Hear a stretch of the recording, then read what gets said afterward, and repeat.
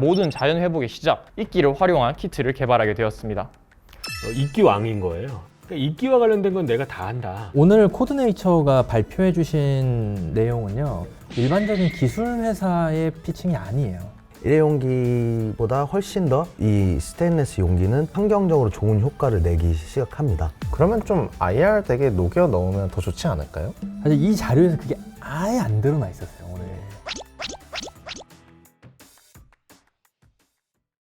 2022년 소백 IR룸 시즌2 3회차에 오신 여러분 환영합니다. 저는 2호의 태용입니다.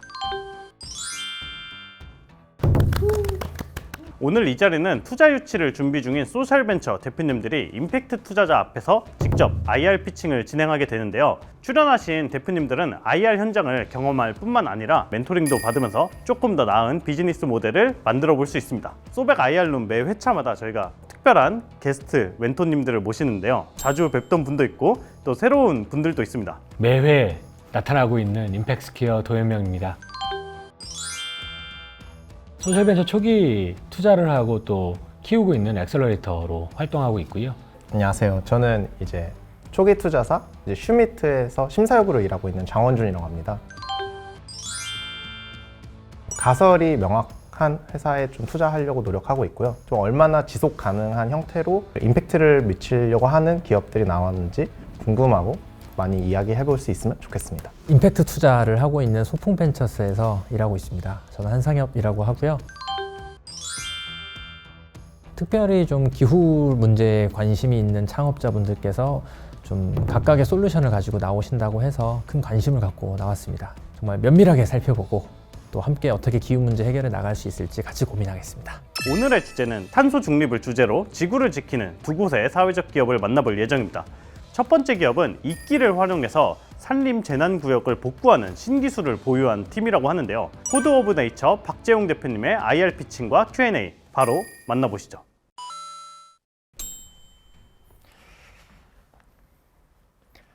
안녕하십니까. 이끼 포자 배양을 통한 산림재난 복구 키트를 개발 그리고 서비스 중인 주식회사 코드 오브 네이처 대표 박재홍입니다. 저희는 작은 연구실 기업으로 시작했습니다. 원래 재난 후 생태 복구에 대한 연구를 계속 하던 중 산림재난 복구 키트를 개발해내게 되었고, 이후 이제 각 분야의 전문가들이 합류하게 되어 식물 생태계 기반의 환경 테크 기업 코드 오브 네이처를 시작하게 되었습니다. 저희가 시작할 때 가장 먼저 집중했던 것이 바로 산불 문제였습니다. 실제로 작년 7월 한 달 동안 전 세계에서 발생한 산불로 인해서 발생된 탄소량은 우리나라가 6개월 동안 전 산업계에 걸쳐서 내뿜는 탄소량과 맞먹는 정도였습니다. 이는 단순히 불에 타고 나서 발생된 탄소 혹은 이재민들의 문제가 거기서 끝나는 것이 아니었고, 실제로 우리 환경은 탄소 싱크와 소스, 즉 배출원과 흡수원이 균형이 맞게 되어 있는데, 문제는 이 흡수원이라는 숲이 파괴되면서 탄소가 돌아올 것이 없는 것이 가장 큰 문제였습니다. 이와 같은 문제점을 해결하려 해도 실제 재난이 발생했을 때 피해 비용에 비해서 3배에서 5배에 달하는 복구 비용이 발생을 했고, 최소한 30년에서 100년이라는 긴 시간이 필요로 했습니다. 때문에 작년에 콥26차 회의에서 채택된 면 안 되는 안건 중에 하나가 산림 복구와 토양 회복화일 정도로 국제적으로 많은 관심을 받고 있는 산업계이기도 합니다. 하지만 이 산림 복구는 지금까지도 20세기에 멈춰 있습니다. 산림 화재가 난 곳에 중장비와 인력을 투입해서 노동력을 기반으로 산림 복구를 하는 것이 지금의 전부였습니다. 그리고 아까 말씀드린 대로 나무를 심는다는 행위는 가장 마지막 최종 단계에 있는데, 저희는 이 마지막 단계에만 관여를 하는 게 아니라 모든 자연 회복의 시작, 바로 생태계에 있는 1차 생산자 이끼를 활용한 키트를 개발하게 되었습니다. 저희는 이끼에 포자를 인공적으로 배양하는 기술을 개발하였고, 이후 포자 배양액, 영양 공급액, 배합 호르몬을 한데 혼합하여 공중에 살포하면 되는 굉장히 간단한 키트 방식으로 이를 완성시켰습니다. 결과적으로 중장비 또는 인력이 들어갈 수 없는 험한 산지가 대부분인 국내, 그리고 전 세계 산지 어느 곳이든 이러한 방식에 구애받지 않고 살포를 할 수 있다는 가장 특장점을 만들어내었습니다. 앞에 보시는 사진이 실제 재난지역에 저희 키트를 살포하고 나서 14주가 경과된 사진인데요. 왼쪽 사진이 실제 재난지역에서 방치하였을 때 14주 경과된 사진이고, 오른쪽이 저희 키트를 살포하였을 때 사진인데, 한눈에 보시기에도 환경이 바뀐 것을 확인할 수 있습니다. 단순히 땅이 초록색으로 바뀐 게 전부가 아닙니다. 식물체가 생존하고 나무가 생존하고 생태계가 돌아가기 위해서는 토양 내 질소, 탄소와 같은 여러 가지 영양 공급원들이 회복되어야 되는데, 기존 방식에 비해서 저희 키트를 사용할 경우 이러한 회복이 작게는 2배부터 많게는 8배까지 가속화되는 걸 확인하였고요. 식물의 자연 발생까지 걸리는 시간 또한 기존 20주에서 10주로 눈에 띄게 줄어들었습니다. 저희 키트는 안정성과 복구 속도가 눈에 띄게 높아지는 경쟁력을 가지고 있는 회사입니다. 결과적으로 산림 복구 비용이 절감되고 생산성이 향상되므로 예산 절감과 복구 속도가 매우 크게 증가되며 최소 40% 이상의 예산을 절감할 수가 있습니다. 저희는 이와 같은 키트를 만들고 보호하기 위해서 단순히 이끼를 연구하는 데 그치지 않고 신품종으로서 육종하기 위한 많은 노력을 기울이고 있고 3종을 선정하여 6종 중에 있습니다. 그리고 아마 올해 발생했던 강원도와 그리고 경북 산불에 대해서 다들 아실 텐데 2010년부터 2020년까지 산불 발생 피해 지역을 모두 합친 것보다 이번 한 달 동안 발생한 산불 재난 지역이 더 넓은 것을 보시면 그 시장이 굉장히 공격적이고 빠르게 성장하고 있는 것을 아실 수 있습니다. 해외 시장 같은 경우에는 약 50조 원이 조명이 되고 있는데 저희는 이와 같은 시장 중에서 북미와 호주 등 너무 광범위한 산림 재난이 발생하기 때문에 복구를 엄두도 내지 못하는 곳에 컨택을 하고 있는 중이고 2025년에 본격적으로 이제 해외 진출이 가능하면서부터 매출이 급성장할 것으로 예상을 하고 있습니다. 저희 최종 목표는 테라포밍에 들어가는 이끼를 생산하는 기업 그리고 우주 식민지 건설에 해당되는 환경을 조성하는 기업이 되는 것이 최종 목표입니다. 하늘에서 자연이 내리는 그날까지 멈추지 않고 나아가는 기업이 되겠습니다. 지금까지 주식회사 코드 오브 네이처 대표 박지용이었습니다. 감사합니다.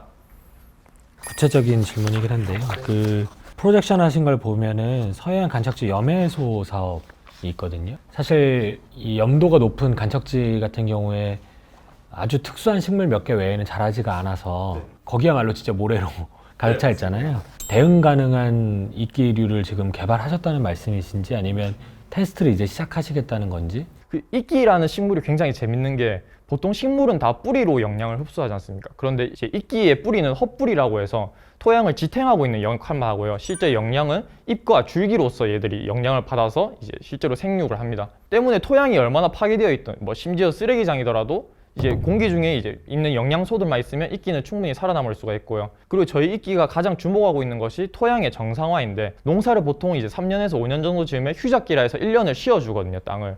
그 이유가 비료를 많이 쓰거나 하면 토양에 염류가 집적이 돼서 염류 집적 토양이 되기 때문인데 이러한 농사 지역에 대한 키트 공급 또한 현재 준비 중인 상태입니다. 전체 이제 산림 복구를 해야 되는 차원에서는 이게 하나의 그냥 요소 중에 하나일 것 같아요. 그러니까 계속 이렇게 이끼 중심으로 해서 우리는 포자 배양 쪽으로만 할 거다 이렇게 방향을 보고 계신 건지 그게 아니라 산림 복구 전반에 대한 컨설팅 능력을 혹은 시공 능력을 가진 회사로 가고자 하시는 건지가 좀 궁금합니다. 저희는 앞으로도 이제 지금까지 해왔던 것처럼 이끼만을 집중해서 산림 기초 단계만 복구를 할 것이고요. 우선 토양이 회복화가 돼야 되거든요. 산불이 발생한 다음에 나무를 심기 위한 환경이 갖추어지는 데까지만 해도 6개월에서 많게는 3년까지 걸리고요.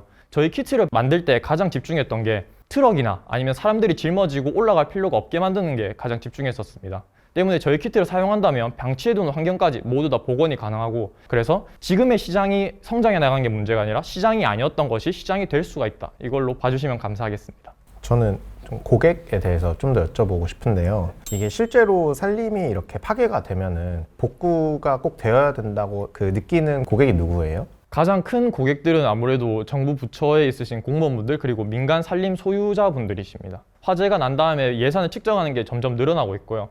작년에는 예산이 약 1,500억에서 2,000억 정도가 이제 강원 산불 때문에 편성이 됐었는데 그런 식으로 과거에 비해서 요즘에는 산림이 화재가 난 다음에 복원하는 국가들이 점점 많아지고 있습니다. 가장 큰 이유는 아무래도 지금 최근에 발생한 탄소 문제가 가장 우선은 이슈가 되고요. 정부에서 보조금을 주는 이유는 작년에 탄소 인벤토리 그런 책자를 보면 산불이라던가 이런 것들이 발생해서 나오는 탄소도 있지만 분명히 흡수하는 메인 싱크 원으로는 산림을 지목하고 있거든요. 때문에 산림이 많이 파괴가 된다면 그만큼 싱크가 파괴되는 거기 때문에 탄소를 흡수하게 되는 원인이 없어지는 거고 그 원인을 복구하기 위해서 많이들 그런 것을 복원을 하시길 원하고 계십니다. 네, 지금까지 코드 오브 네이처 대표 박지용이었습니다. 감사합니다. 멘토링 시간이 찾아왔는데 뭐 어쩌다가 이런 사업 하시게 된 거예요? 학부 때 식물생명과학을 전공하면서 가장 관심 있게 봤던 건 환경 제어학이거든요. 여러 가지 연구를 했었는데 그러다가 제일 이제 흥미 깊었던 게 이끼였거든요. 그런데 저는 이제 그 생명력이 강하다는 걸 알게 되니까 그 뒤부터 개인적으로 연구를 계속 했었어요. 그러다 보니까 창업까지 오게 됐습니다. 그냥 파다 보니 여기까지 온 거네요. 한상혁 대표님이 정말 많은 질문들을 갖고 계시더라고요. 일단은 그것부터 좀 풀어보고 네네. 시작을 하시죠. 관심이 있다 보니까 질문이 좀 많은데요. 이 이끼를 지금 우리가 자체 보유를 하고 있는 건지와 범용성이 좀 궁금해요. 그러니까 이게 뭐 강원도 지역이랑 뭐 제주도 지역이랑 식생도 다를 거고 겨울이냐 뭐 혹은 여름이냐 이런 거에 따라서 또 완전히 다를 거라서 이런 부분 좀 설명해 주시면 좋을 것 같아요. 이게 한 200종이 조금 더 넘는데 범용성은 일단 이 친구들은 동남아시아 그리고 중앙아시아에까지 넓게 분포하고 있는 친구들이고 그래서 이 친구들이 국내뿐만 아니라 뭐 미주라던가 아니면 뭐 동남아시아, 북동아시아 아니면 여러 굉장히 전 세계적으로 분포하는 친구들도 있어서 그 친구들을 맞춰가지고 양액 조성을 다르게 하는 식으로 좀 스페셜라이징 하고 있습니다. 그럼 지금 특허를 몇 개나 출원을 하신 거예요? 특허는 지금 2개 출원을 했고요. 그리고 올해 중으로 한 2개 정도를 더 출원할 것 같은데 키트를 이제 이런 식으로 이끼로 활용해서 산림을 복원하는 방식 자체도 특허가 가능하다 하시더라고요. 그래서 이런 방식에도 하나의 특허를 취득하려고 준비 중에 있습니다. 단순히 비즈니스로만 보면 국내 시장이 너무 작을 것 같다 이런 생각이 계속 드는 것 같아요. 대표님도 비슷한 생각 하실 것 같고 시장 관점에서 좀 어떻게 보시는지 궁금했어요. 국내 시장은 그렇게 큰 케이스는 아니거든요. 다만 해외로 나갔을 때 이번에 호주 산불 같은 경우나 아니면 미국의 캘리포니아 산불은 늘 발생을 하다 보니까 저희가 이번에 키트를 런칭하자마자 슬러시 같은 곳에 초청을 받아서 가서 거기서 IR도 실제로 해봤었는데 특히나 그런 국가들에서 반응이 굉장히 좋으셨고요. 이제 비공개 미팅이 연락이 와서 실제로 미팅을 했었고 그분들 인식은 굉장히 좋았고 나중에 가면 단순히 토양을 빨리 회복시키는 거니까 이거를 조림 사업에도 이용할 수가 있지 않을까 생각하고 있습니다. 뭐 요새 하고 있는 고민 뭐 이런 것들 있으세요? 저희는 환경을 복원하는 스타트업이다 보니까 그리고 실제로 그 효과가 굉장히 빠르게 육안으로 볼 수 있을 정도로 나타나거든요. 그래서 한번 부작용이 일어난다면 사실 저희는 더 이상 아무 곳에서 찾아주지 않고 거의 재기 불능이 될 것 같아요. 그러다 보니까 저희는 무조건 안정성을 1순위로 추구해가지고 키트를 100% 이상, 뭐 120%까지 완성시켜서 시장에 진출하자라는 게 저희의 원래 목표였고 저희의 그 비전이었는데 아직 시장에 저희밖에 없을 때 빨리 이제 수익을 내라라고 많이들 조언을 해주시더라고요. 오늘 이제 또 굉장히 대단하신 투자자분들 오셨으니까 꼭 이걸 한번 여쭤보고 싶었습니다. 어떻게 생각을 하시는지. 이거 저도 궁금했어요. 아까 이렇게 질문들을 이렇게 쭉 들어봤을 때 이게 막 금방 풀릴 그런 건 아닌데 이런 건 뭐 투자를 어떻게 하고 뭐 어떤 조언 같은 거를 해줄 수가 있어요? 제가 드리고 싶은 기본적인 말씀은 투자자를 고르셔야죠. 투자자에게 선택받는 거라고 생각하기도 하지만 투자자를 고르시는 것도 되게 중요한 스타트업 대표의 할 일이거든요. 사실은 투자자는 많고 기업가 한 명이잖아요. 일단 본인이 믿는 걸 선택하시는 게 맞다고 생각 들어요. 다만 완성을 해서 보여준다는 건 굉장히 틀린 개념이긴 합니다. 내가 생각하는 완성과 사회나 시장이 원하는 완성은 되게 다르거든요. 내가 생각하는 120%를 고집하는 건 위험한 일인데 그렇다고 해서 리스크에 대한 고민들을 투자자의 말만 듣고 지금 빨리 수익화해야 돼 라는 고민으로 대강 넘기는 방식들도 옳지 않다는 생각이 드는 거예요. 그래서 어디까지가 내가 포기할 수 있는 거고 무엇은 포기할 수 없는지를 먼저 구분하시고 그 포인트 안에서 빠르게 움직이면서 체크해보고 투자자를 얻으시는 게 가장 좋은 방법이라는 생각이 들어요. 그 기술이 부족하거나 문제가 생겼을 때 우리가 이 피해를 되돌릴 수 없을 거다라는 거에는 되게 공감을 하는데 이미 만들어진 걸 갖고도 우리가 이걸 팔아보거나 시장에서 테스트를 해보거나 진짜 이해 당사자들이 어떤 생각을 하는지를 되게 많이 더 깊게 들어보거나 그런 행위들은 어차피 할 수 있다고 생각하거든요. 그러니까 지금 하고 계신 고민도 맞긴 하지만 그걸 꼭 기다려야 되는 게 아니라고 생각해요.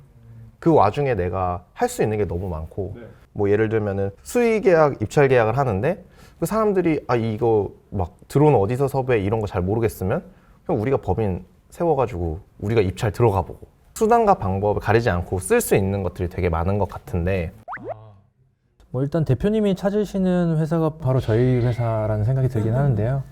이럴 때 또 광고 한번 로고 부탁드립니다. 제 입장에서는 우리가 뭐 투자자를 탓해봤자 변화라는 게 안 생기잖아요.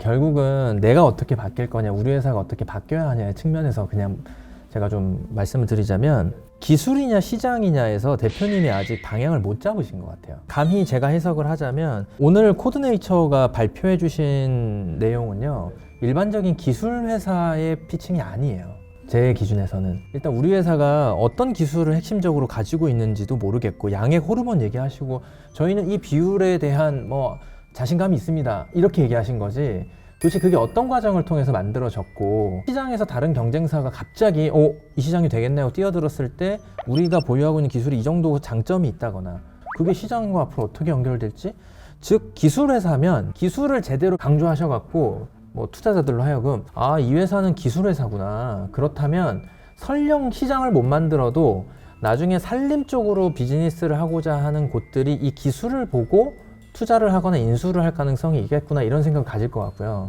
반대로는 수익 발생시켜라, 저는 그 말이요. 당장 뭐 우리 회사한테 100억 벌어와라 이런 게 아닐 것 같아요. 그러니까 이게 시장이 있는지를 검증해 봐라라는 건데, 대표님 오늘 제가 듣기로는 시장 얘기를 별로 안 하셨어요. 뭐 저희 해외도 갈 거고요. 네, 대부분의 기업들이 그렇게 얘기합니다. 그럼 구체적으로 그게 어떤 곳인지, 우리의 가설은 이렇다, 이런 식으로 좀 설명을 해주셔서 저희 기술은 뭐 고만고만한데 시장 진입 제대로 할 수 있어요 라고 하는 걸로 어느 하나는 확실하게 방점을 찍어 주셔야 되는데, 둘 중에 하나만 제대로 강조하시는 게 의미 있지 않을까 싶습니다. 네, 알겠습니다. 참고로 저희 회사는 네, 오래 기다리는 회사입니다. 뭘 모르고 있는지 모르는 게 가장 큰 문제이자 단점이라고 생각을 하거든요. 그러다 보니까 제가 지금 놓치고 있는 것들을 질문을 못 드렸더라도 이거는 꼭 알아뒀으면 하는 게 말씀해 주실 게 있으시다면 제가 배워갈 수 있을지 혹시. 제가 코멘트를 좀 하나. 네. 대단한 건 아닙니다만, 근데 지금 이제 대표님의 창업의 스토리들은 이끼왕인 거예요. 아까 이끼와 관련된 건 내가 다 한다. 인데 산림복구가 굉장히 중요한 어플리케이션이다라고 지금 시도를 하고 계시는 거거든요. 그러다 보니까 투자자들이 관심 있는 건 시장이고 어디에 이게 필요한지, 누가 이걸 원하는지에 대한 질문이 쏟아지는데, 산림복구에는 이끼만 필요한 건 아니잖아요. 근데 이 간극을 어떻게 메우는지에 대한 고민이 사실은 지금 시점에서 굉장히 필요한 고민인 거예요. 그래서 지금 하셨던 방식이 틀렸다기보다는 지금 시점에선 반드시 마케타이즈에 관련된 고민을 하셔야 되는 타이밍이다. 프레이를 준비하신다면 그 고민을 할 수 있는 아주 적기에 지금 고민을 시작하시는 거니까 그 관점을 좀 잘 가지시면 좋겠다는 생각이 들어서 말씀을 드리게 됐습니다. 감사합니다. 이것으로 이제 한국의 이끼남 코드 오브 네이처 박재웅 대표님이셨습니다. 네, 수고 많으셨습니다. 감사합니다. 고맙습니다. 감사합니다. 정말 저희가 고민하던 것들 잘 파헤쳐 주시고, 그리고 저희한테 필요했던 말씀들 많이 해주셔서 너무너무 좋았습니다. 이런 얘기를 해도 되나 하는 고민을 많이 하다 보니까 저희가 시장을 확실하게 규명을 못 드렸더라고요. 그래서 앞으로 IR 할 때는 조금 더 확실하게 조사를 더 많이 해서 보충하려고 생각하고 있습니다.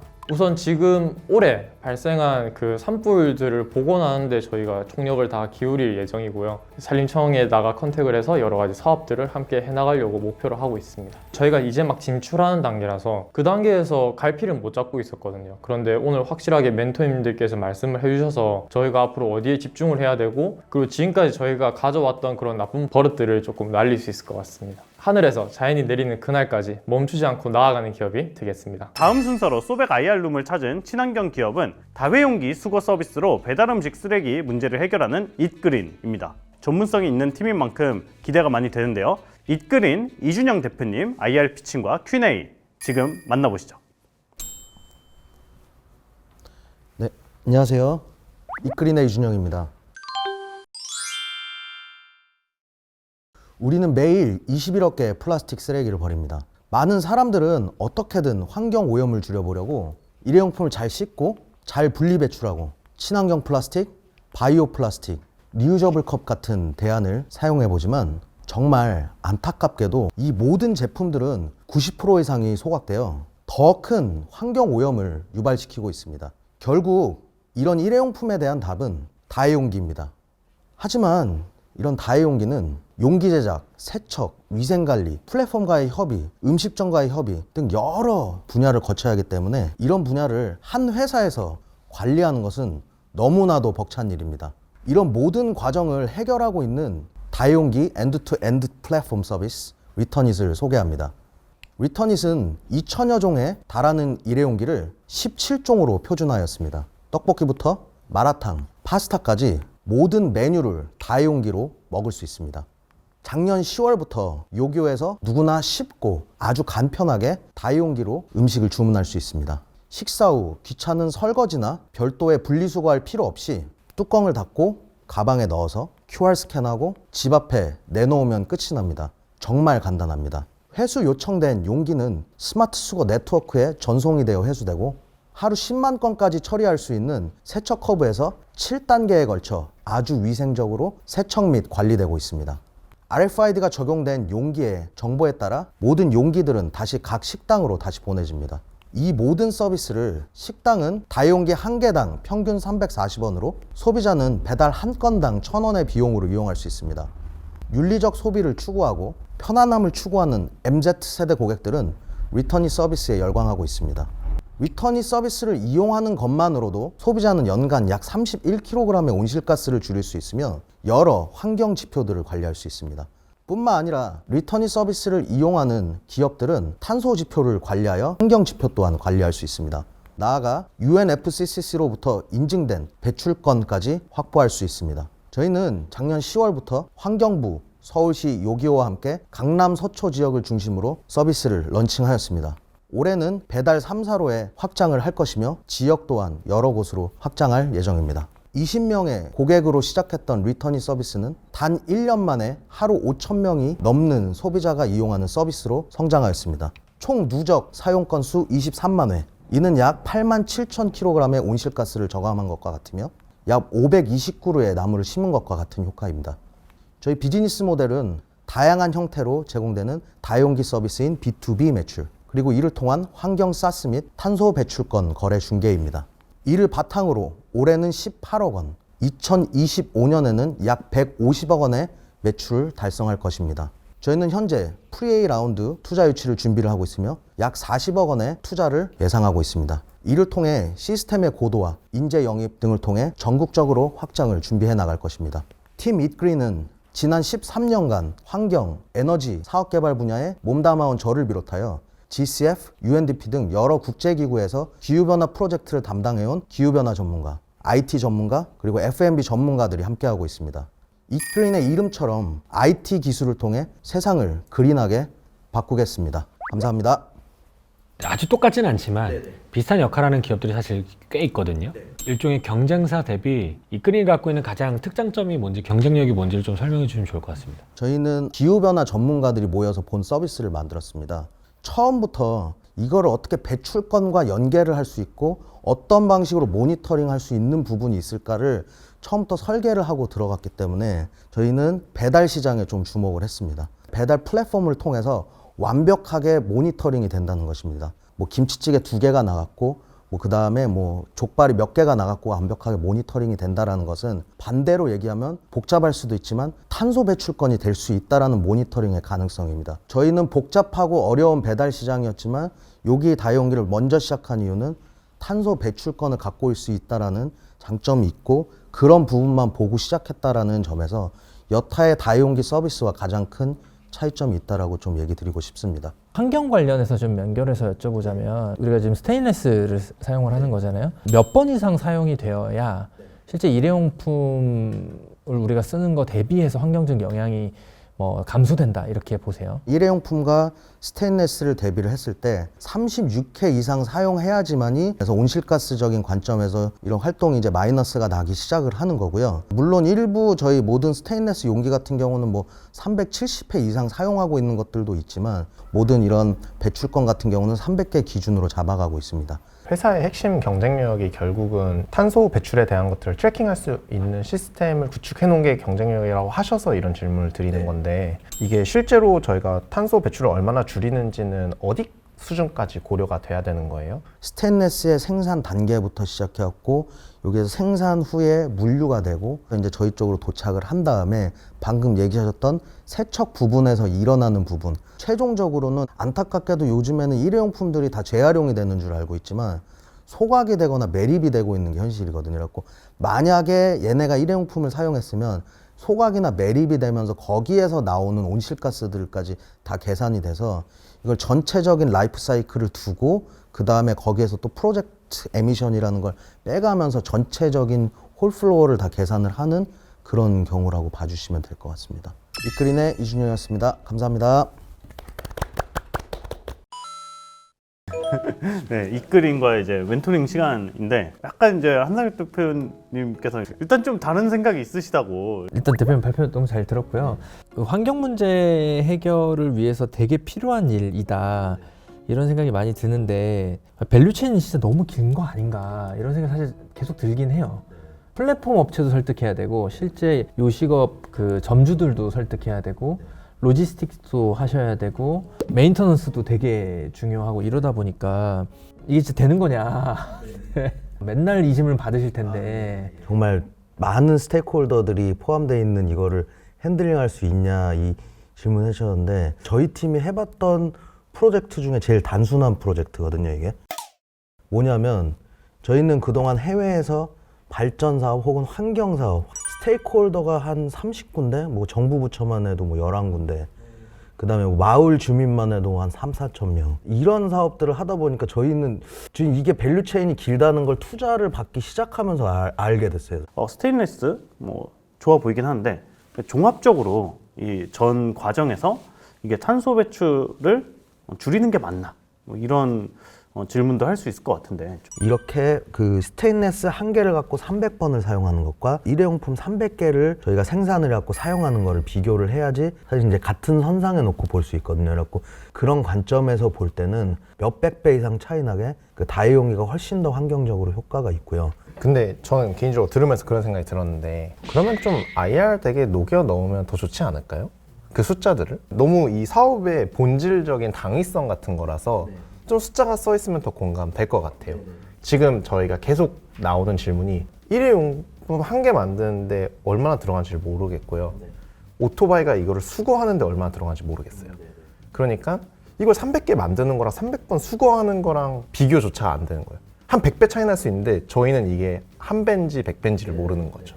저희도 되게 많은 고민 포인트인데 저희가 이제 초반에 이제 시드 라운드를 투자를 받을 때는 사실은 이런 탄소 얘기보다는 이거 진짜 수거 가능하냐, 이거 돈이 남냐, 니네 진짜 플랫폼하고 연동해갖고 이거 사업을 할 수 있겠냐 이런 질문들이 상당히 많았어요. 근데 요즘에는 저희도 참 좋은 게 이제는 탄소 질문이 나오기 시작을 했고 이거에 대해서 조금 더 딥하게 들어가고 있어가지고 지적해 주신 부분에 대해서 좀 더 잘 정리를 해갖고 반영을 한번 하면 되게 좋을 것 같습니다. 미국에서는 재무제표에 뭐 반영한다 이런 얘기도 있고 그렇지만 비즈니스적으로 유의미해지려면은 어느 정도까지 이 다용기를 많이 써야 될까 이런 건 좀 궁금했어요.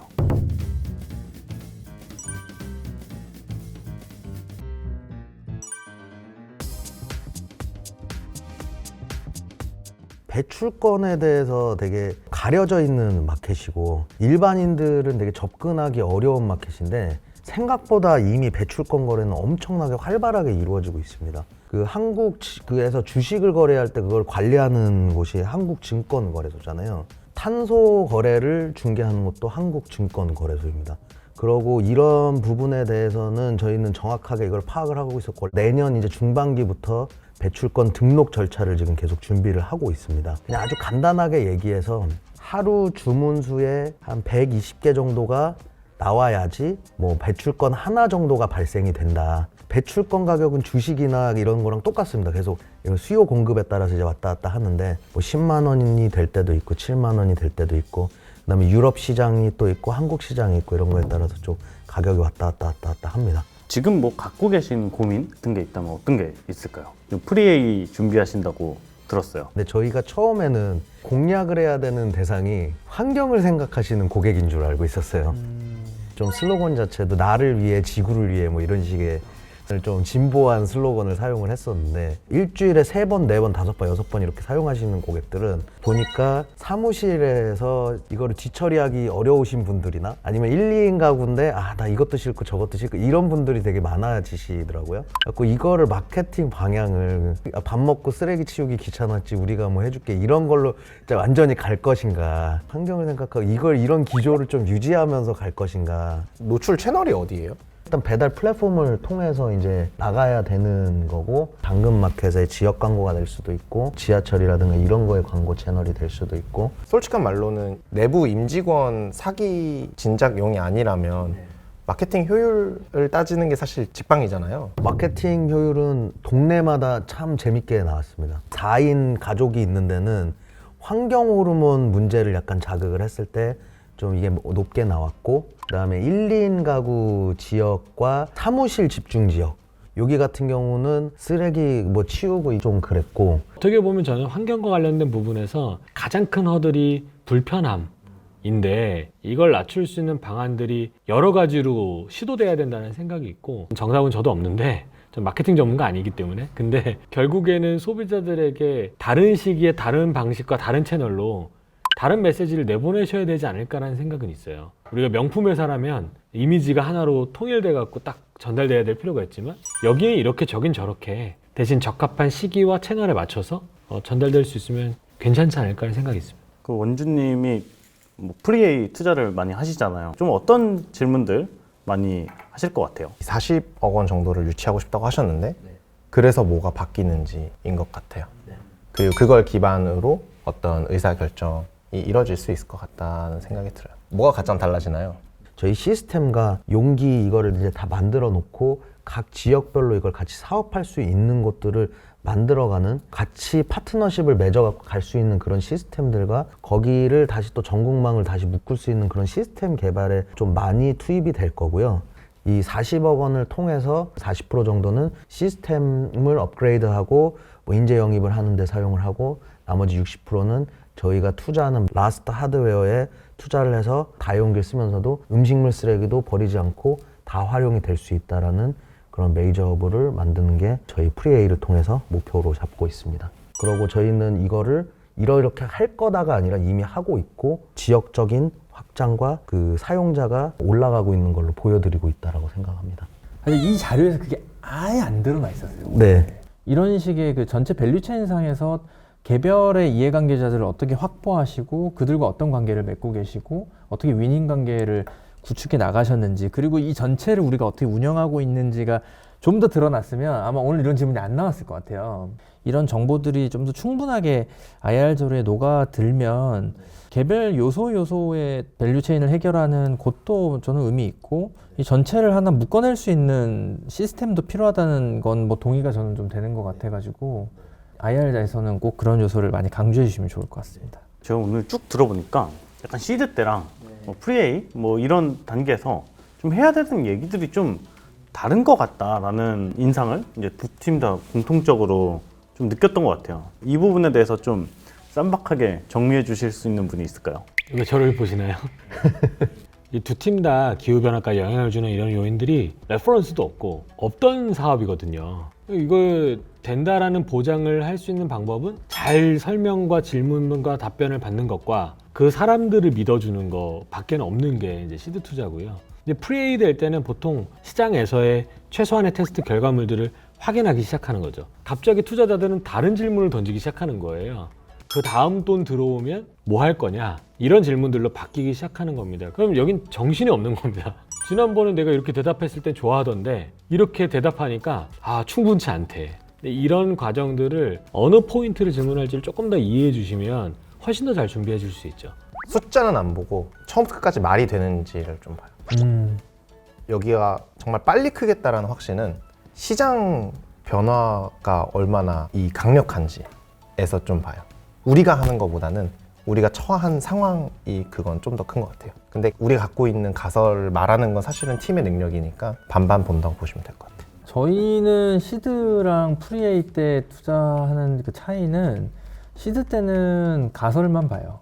시드 자금을 투입해서 검증 노력을 기울여 볼 만한가? 자원을 투입해서 해 볼 만한 일인가가 중요한 것 같고요. 프리에이 때는 저희는 결과를 보는 것 같은데, 근데 그 결과가 성공한 건 뭐고 실패한 게 뭐냐, 실패해서 뭘 배웠고 성공해서 뭘 배웠는가, 그게 저는 결국은 그 다음 단계로 끌어가는 그 열쇠 같은 거 같아요. 그래서 이 팀이 실패와 성공을 통해서 이런 인사이트와 학습을 했기 때문에 이 다음 단계 가겠구나, 그 결과로 저희는 판단하는 것 같습니다. 이제 5월부터 프리에이 준비한다고 들었는데 좋은 소식 있으시면 저 그때 나왔던 이끌인 이제 대표인데요. 7회차 이때쯤에 이제 좋다. 한번 소개 한번 해주시죠.